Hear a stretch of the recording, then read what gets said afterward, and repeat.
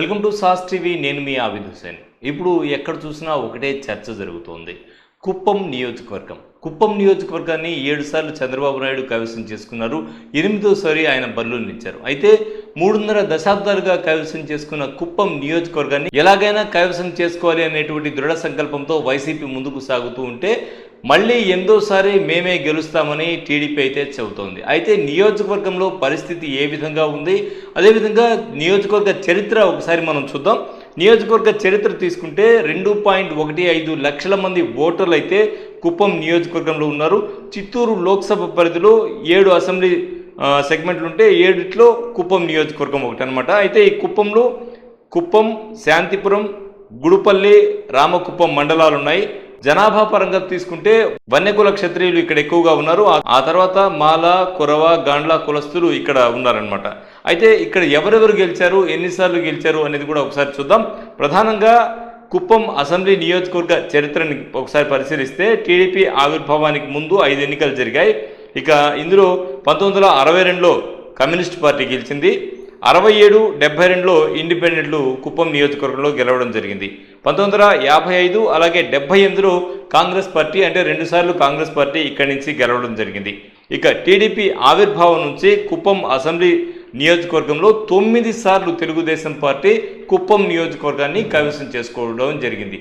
So మొత్తంగా 9 సార్లు కుప్పం నియోజకవర్గంలో తెలుగుదేశం పార్టీ ఆవిర్భావం నుంచి కూడా తెలుగుదేశం పార్టీ విజయం సాధిస్తూ వచ్చింది. అయితే కుప్పం నియోజకవర్గంలో 2 సార్లు అంటే 83, 85 టీడీపీ అభ్యర్థి రంగస్వామి నాయుడు గెలిస్తే ఆ తర్వాత 7 సార్లు చంద్రబాబు నాయుడు గెలిచారు. సో అటువంటి నియోజకవర్గంపై వైసీపీ ఇప్పుడు వై నాట్ కుప్పం అనేటువంటి నినాదంతో ముందుకెళ్తోంది. ఈ కుప్పం నియోజకవర్గానికి సంబంధించి కేజే భరత్ అనేటువంటి అభ్యర్థిని వైసీపీ నిలబెట్టింది. అదేవిధంగా ఈ నియోజకవర్గంలో కేజే భరత్ గెలిస్తే మంత్రివర్గంలో చోటు కల్పిస్తామని కూడా కుప్పం నియోజకవర్గానికి సంబంధించి వైఎస్ జగన్ చెప్పడం జరిగింది. ఈసారి వైసీపీ అధికారంలోకి వస్తే కుప్పం నియోజకవర్గం నుంచి ఒకవేళ కేజే భరత్ గెలిస్తే కేజే భరత్కు మంత్రివర్గంలో చోటు కల్పించేటువంటి అవకాశం ఉంది. ఇక కుప్పం సందర్భంగా కుప్పం మీద కాన్సన్ట్రేట్ చేసినటువంటి జగన్ 35 ఏళ్ల పాటు చంద్రబాబు కుప్పంకు ఏం చేశారు అనేటువంటి ప్రశ్నలు సంధించడం జరిగింది. తన పాలనలో 58 నెలల్లో కుప్పం నియోజకవర్గాన్ని చాలా వరకు అభివృద్ధి చేశామని జగన్ పదే పదే చెప్తూ ఉన్నారు. అదేవిధంగా ఇటీవల హంద్రీనివాస్ సుజల సమితిలో భాగంగా 560.29 కోట్ల వ్యయంతో కుప్పం బ్రాంచ్ కెనాల్ పనులు కూడా పూర్తి చేశామని చెప్పేసి వైఎస్ జగన్ చెప్పడం జరిగింది. 35 ఏళ్ల కాలంలో ఏమీ చేయని చంద్రబాబును ఎందుకు గెలిపించాలి అంటూ ఆయన పదే పదే చెప్తూ ఉన్నారు. ఎమ్మెల్యేగా ఉండి కనీసం ఇల్లు కట్టించినటువంటి పరిస్థితి కూడా లేదు అని చెప్పడం జరిగింది. సో 14 ఏళ్ళు సీఎంగా ఏం చేశారు, ఒక ఇల్లు కూడా కట్టించకుండా అనేటువంటి ప్రశ్నల్ని వైఎస్ జగన్ సంధించడం జరిగింది. ప్రధానంగా కుప్పం నియోజకవర్గాన్ని ఎలాగైనా కైవసం చేసుకోవాలి అనేటువంటి దృఢ సంకల్పంతో వైఎస్ఆర్సీపీ ముందుకెళ్తుంది. అయితే మళ్ళీ 8వ సారి కూడా మేము కైవసం చేసుకుంటామంటున్నారు తెలుగుదేశం పార్టీ. సరే చూద్దాం ఏం జరుగుతుందో అని సాస్ టీవీ ఇటీవల కాలంలో సర్వే నిర్వహించడం జరిగింది. అయితే ప్రధానంగా సర్వేలో అక్కడ కొంతమంది ఆ కుప్పం నియోజకవర్గంలో సమస్యలు తీసుకొచ్చారు. ఇన్నిసార్లు గెలిచినటువంటి చంద్రబాబు నాయుడు మాకు సమస్యలు అయితే అలాగే ఉండిపోయాయని చెప్పడం జరిగింది. సో ఈ వ్యతిరేకత ఏదైతే ఉందో ఈ వ్యతిరేకతను వైసీపీ క్యాష్ చేసుకుంటుందా అనేది చూడాలి.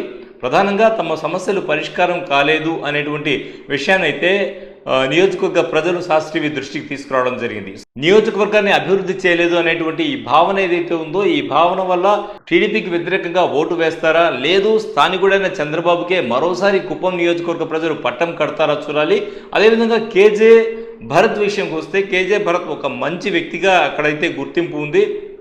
సామాజిక కార్యక్రమాలు చేస్తూ ఆయన కూడా తనకంటూ ఒక ప్రత్యేక స్థానాన్ని సంపాదించుకున్నారు ప్రజల మనసులో. సో ఈ నేపథ్యంలో ఇప్పుడు కేజే భరత్ అంటే చెప్పేది ఏంటంటే చంద్రబాబు నాయుడికి అంత పోటీ ఇవ్వగలరా అని చాలామంది ప్రశ్నిస్తూ ఉంటే లేదు భరత్ ఇవ్వగలరు అని చెప్తూ ఉన్నారు. సో దీనివల్ల ఏంటంటే ప్రధానంగా అన్ని నియోజకవర్గాల కంటే కూడా కుప్పం నియోజకవర్గం మీదే ప్రజలంతా దృష్టి సారించడం జరిగింది.